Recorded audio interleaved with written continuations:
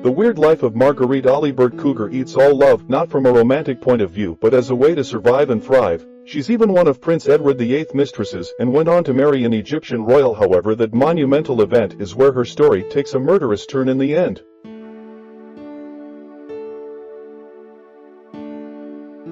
This is the story of a woman who lived many lives, and who went by many names. Marguerite Marie, Marguerite Laurent, Princess Fahmy, and Maggie Meller. Her journey through life saw her transform herself from a prostitute to a consort of kings, and finally as a defendant in the trial of her husband's murder, a scandal that shocked society. Was she a manipulative murderess? Was she ever truly in love with any of her liaisons? The answers, like so much about this extraordinary woman, are not so simple. Marguerite Alibert was born on the 9th of December 1890, into a poor Parisian family. She was the daughter of Fahmy Alibert, a coachman, and Marie Laurent was a housekeeper. Both her parents worked for the elite in Paris at a time when the gap between rich and poor was very pronounced. This exposure to the lives of the rich sparked a desire in her heart to one day become a high-class Parisian lady. She grew with intelligence, sophistication, and beauty, and her future seemed to be bright. However, her family was about to change dramatically. When Alibert was 15 years old, her 4-year-old brother was hit by a truck and died. When our younger 4-year-old brother got run over by a lorry, and rather than going after the driver or at least carrying Junior down to the cemetery, the parents sent their naughty brother-losing daughter to the Sisters of Mary for psychological torture. The nuns taught young Marguerite that if not for her sins, her 4-year-old brother would still be alive regardless of the lorry. Marguerite Alibert's parents held her responsible for the death, and as a punishment, she was sent to the Sisters of Mary, a Catholic boarding school. The nuns found work for her in a home as a domestic servant. Her life had become brutal, and the nuns used to beat her relentlessly. Marguerite, willful and talented, developed a headstrong nature as she bridled at this ill treatment. Despite the watchful eye of the nuns, Marguerite Alibert became pregnant after a year at the boarding school. The identity of the father has never been discovered, and in due course she gave birth to her daughter, Raymond. For her transgressions she was expelled from the boarding school and sent home. The young girl tried to forget all the traumatizing events she experienced during this time, but she couldn't, and those events permanently molded her personality. Cast out by the nuns, Marguerite Alibert had a tough time finding a job. She was destitute and unable to support her daughter, who was sent to live on a farm in the countryside. In spite of her situation, she was still determined to find an escape from her poor life and lead a sophisticated life amongst the Parisian elite.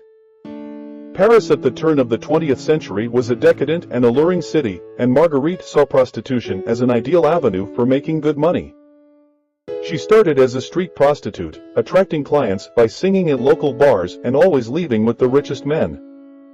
Her fair complexion and unique charm proved very attractive to her clientele. Soon, she was noticed by a high-class brothel owner, Madame Denart. Madame Denart saw that Alibert was smarter and prettier than most street prostitutes she came across, and took Alibert under her wing. Still at the tender age of 16 years, Marguerite Alibert learned the tricks of her profession from an expert, and eventually grew into a high-class courtesan.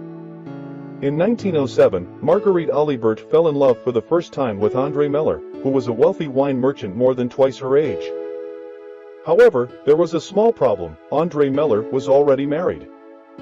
Hidden in an apartment purchased for her by Meller, Marguerite Alibert took his last name, becoming Marguerite Meller. This may have been to create a veneer of respectability, but even though Alibert claimed that she was married, this was untrue. The relationship lasted until 1913, during the course of which Marguerite Alibert received some 200,000 francs from André Meller, a fortune in today's money. She had clearly perfected the art of courting and seducing rich men. An onlooker would be forgiven for wondering whether Marguerite was truly in love with Meller, or rather just adept at making money. After the relationship ended, Marguerite was certainly quick in looking for another benefactor, and her charms drew the attention of the highest rank.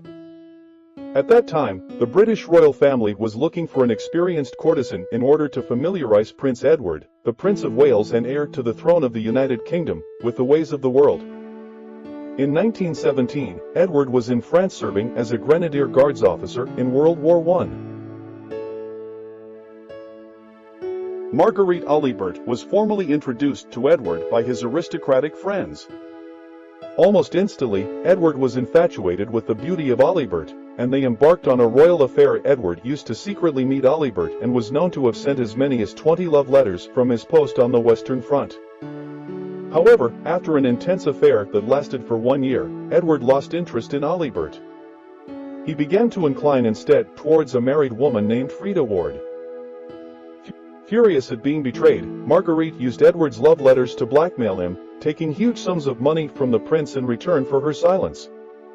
She was again quick to move on, and her new target was Charles Laurent, a wealthy Air Force officer. However, this time things were different. In 1919 she married Charles, her first legal husband, taking the last name Laurent. But this may have been just another money-making scheme, as within 6 months, they were divorced. Marguerite again collected a huge sum of money, this time as a divorce settlement. Marguerite had grown rich and was able to set herself up as an independent woman. While still only 30 years old, she kept a stable with 10 horses, 2 limousines, a full-time groom, and an extravagant property on the desirable Avenue Henri Martin in Paris. She also brought her daughter back from the countryside and paid for her to attend the best boarding school in the country.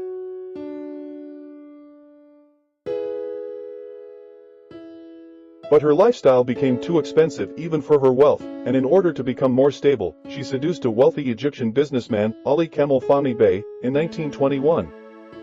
They were formally introduced into Paris society in 1922, and Marguerite converted to Islam so she could marry him. However, this time she had trapped herself. Her new husband took several other wives and refused to grant Marguerite a divorce. It was then that she realized she was caged. Increasingly resentful of her treatment, their quarrels became violent and frequent. Marguerite even started making notes of what all things she did not like about him on a daily basis.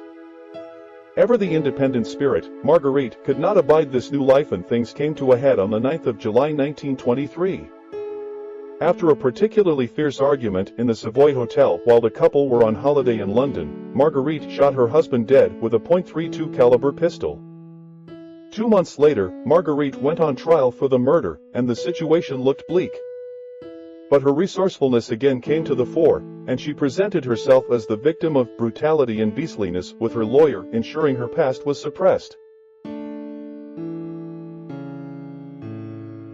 The jury, faced with a story of a poor French woman cruelly treated by her husband, acquitted her of all charges. Marguerite walked free and retired from the public eye, living in Paris until she died on the 2nd of January 1971, at the age of 80.